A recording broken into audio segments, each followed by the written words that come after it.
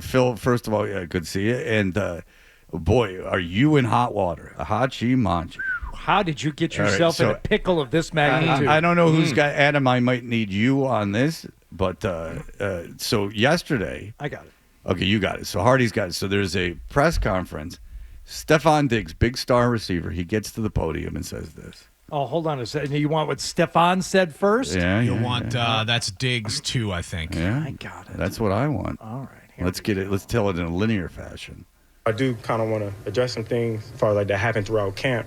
Obviously, I look at the media as a whole, and I kind of want to approach this thing as professional as possible. So, Phil and Tom, if I don't want to mistakenly or say the wrong names, but my words, I had some conversations and I had some interviews throughout camp, and some of my words are misconstrued and kind of I don't know, me talking to another individual, I don't know, it was kind of regurgitated in another way, or taken out of context, and I think I was referred to as a pain in the ass. Okay, so he's referring to our own Phil Perry and Tom Curran from NBC Sports Boston. And I'm kind of bouncing here, but if you can follow me, I don't know if you have it. It's the original question of Vrabel about Diggs. So Diggs did a interview with the very malleable, the person who is takes a joke very well, Diana Rossini. And he said that I don't know if I'm playing week 1. And so that's what he said. Was he being cute? Who knows? But it's training camp and you have the coach. Diggs is a big free agent signing. And as I kill time waiting for this clip, I should have been better about this. But this is Phil's question to Mike Vrabel right here. Right, about Diggs. About Diggs. That's yesterday about how he's not sure about his readiness for week 1. Did you really believe that, Phil? I mean, you're a smart guy. I don't know where you went to school. It wasn't Ohio State, but like, do you really believe that? Do you really believe that, Phil, or are you just trying to bait me into something? I'm not baiting you into Okay. anything. We went to Georgetown, which is way better. But, Phil, all right, so that's obviously a legitimate question. In my opinion, that's what started all this. Vrabel freaks out a little bit on you. And that doesn't, so let's start there. Why do you think Vrabel freaks out like that? Honestly, I found it to be sort of his sense of humor at the time. He's a ball buster. Right. And so, I don't know him as well as some other guys that were on the beat, like when he was a player. But I know him, I think, to a level where for him to bust my balls in that way was not that surprising at the time. And I think that's just who he is. You kind of have to be ready to go back and forth. But that did start this. Now, what did you write about Diggs that he's referring to? So it wasn't written. It was in a conversation on Quick Slants later that night. So after that press conference, we were talking about that bite from Vrabel, and we were wondering, was he just busting balls? Is he actually frustrated maybe with Diggs? Not necessarily the question, but for, having to now answer questions for Diggs. Diggs isn't going to be talking to the local media. Right. He just did this one interview with a national person. That might be it before the season even starts. So that was the conversation. And I wish I had my quote in front of me, but I said something along the lines of, we're starting to get some evidence here that maybe he's becoming a bit of a pain in the posterior, is how I put it, because I'm cheesy and a loser. You're a pussy. I mean, just what a loser. And so that sort of got clipped and went viral, whether it goes viral or not. I did feel soon thereafter, I was like, that was speculative, number one. It also was sort of delving into somebody's character, which is not usually a lane that I'm traveling in. And so I said, I should probably apologize to this guy. By the way, it was also like, you should never pay attention to your Twitter mentions or anything along those lines. We all know that. It was seemingly going kind of viral among Patriots fans to the point where somebody sent me a screen grab of the Cardi B verified account liking a tweet that said Phil Perry is an idiot in all caps.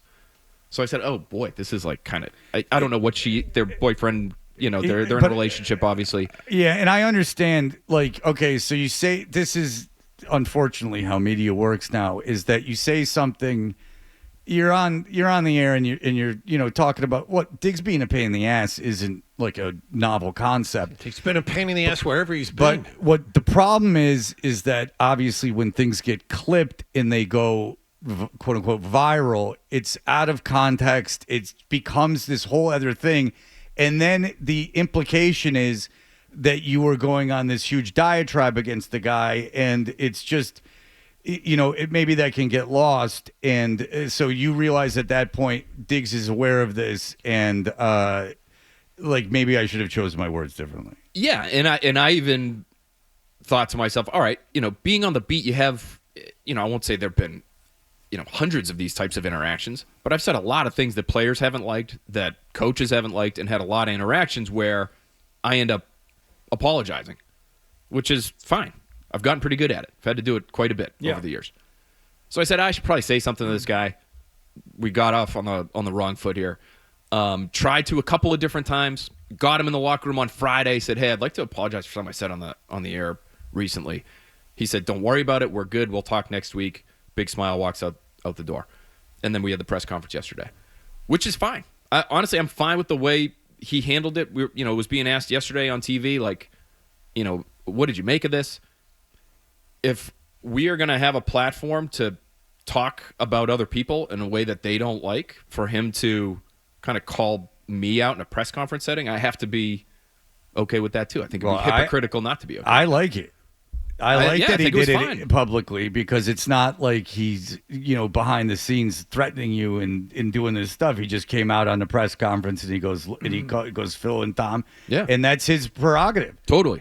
I mean, that is absolutely his prerogative. And in fairness, you should get a job as a talk show host, and then you'll never have to go to camp and face them. You can hide, which is the big thing. Well, it's funny you say that. Like, we are, and everybody does this. I'm not unique in any way. But as a reporter covering a team now, you do everything. You wear this, not necessarily radio host, although I've done that sometimes too. Podcast host, television guest, analyst, commentator, columnist. Like, you're kind of doing all of these things. And so, you talk enough into a microphone, you're going to say something you regret, and that was one of those things for me. You're absolutely right. If you're lucky enough to be essentially, and we all do multiple, things and have to do stuff, but you described your job pretty well. You're there as a reporter, but then you're also expected to be an analyst and then go be a host and mix in your opinion, maybe more so now than you're actually doing any reporting, but you're still there as the reporter. It's tough to serve both of those masters. And if we had to go actually, face athletes the next day after some of the things we said about it, yeah, it'd be incredibly awkward. And to get it out and to have the conversation in front of other people, yeah, I think it's admirable. I also think you did a great job of saying I chose the words poorly, but in essence, what you said, I think you probably still feel, and as I certainly do, that early on, when Diggs came to town, there's no way Vrabel wanted to be dealing with this stuff. Like at its core, what you said, you didn't take that back. I should have never said that, you were in any way, shape, or form anything than the perfect model employee for Vrabel and the entire Patriots organization. You didn't say that, so you didn't have to take back that part of it. If the words offended him, fine. Apologize for the words. And it's also not personal. It's not about his family or his girlfriend or something. Yeah. I mean, that's the kind of the only thing that I would be uncomfortable. I mean, it's uncomfortable by nature to be challenged by someone. But as long as it's in regards to the sport that they play, even if it's that they're a pain in the ass, you're not saying he's a criminal and a pain in the ass to society. You're saying is he a pain in the ass to the organization, which is fair game. That's how I would look at it, is as long as it's under the pretense of playing football or in the locker room, that's all fair game. Now, I get having had narratives about myself that were completely false, go in a very much smaller scale, but in a way locally fairly theories that it's very frustrating and hurtful to see things narratives get taken to an extreme where there are things that just aren't true. So I am starting over the course of the last few years, kind of understand where players and coaches are coming from. You're not you as a reporter, but especially radio hosts, you're speculating basically, and it's easy to stack things on top of each other and create a story where that story just doesn't exist. makes logical sense in some fashion that these things could have happened, but they don't. But I think I'm saying it too long again. But that's all football stuff, which I think is all fair game. I think that's fair. Well, game.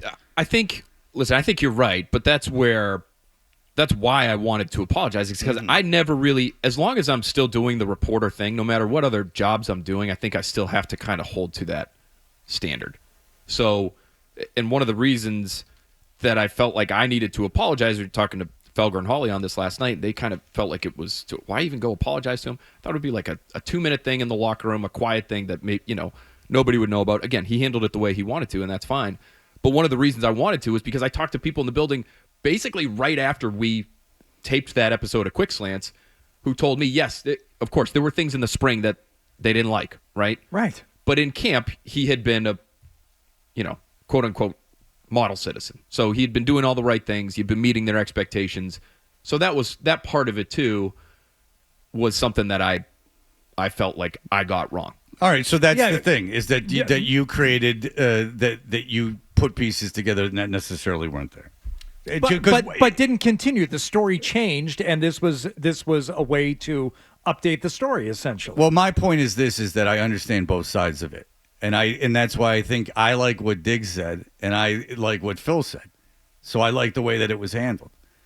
I understand that Felger would not like that. From my listening to his show on a regular basis, I understand that would bother him. But then again, Felger's been put in very uncomfortable situations with athletes. So far greater than this Diggs in your interaction. We've all been there, at different levels. No, and I thought he was very not only professional, but I thought he was actually kind of non-confrontational. It was interesting to me. The takeaway for people yesterday after hearing him was like, wow, he apologized. He was apologizing for, among other things that he said, he was apologizing for, hey, if I confused people by what I said to Diana Rossini, I'm sorry. I'm not trying to go on an ego trip up here. Just, felt like he wanted to clear the air. So I finish it here. That. It's getting ahead of it. And what I like about what Diggs did is he's getting ahead of it. He's aware that people say he's a pain in the ass. So instead of just being silently furious or complaining behind the scenes or being humorless about it, he gets up on the microphone and he goes, look, man, I'm not trying to be a pain in the ass. I understand. And I know you two guys said that I was a pain in the ass. I don't want that to be the narrative. And then that puts it all out there. I think it's smart on his part. I like what he did. That's the way I think that it should be handled. Because fuming behind the scenes and backbiting you, that's happened to reporters too. Dudes lose jobs, that backbiting and I want him out of here and I won't talk to him and all that crap. That's nonsense. So that's acknowledging you did this thing. You have a job. I want to tell you I'm not like that. That's what he said. And then you said, okay, yeah, I heard you're not like that. My bad. I created a narrative that wasn't there. All right, that's over. We'll never bring it up again. All right, but it is what timing, huh? Mm-hmm. Having Phil on. And right after the huge controversy with Stefan Diggs. But there is football to be played, thank God. And there is very real, now, not pain in the ass stuff. There's going to be football played, and there are losses that are going to happen on Sunday. If you're a Patriots fan, you will have to deal with. For all the latest from the Sports Hub, download the app at 985thesportshub.com.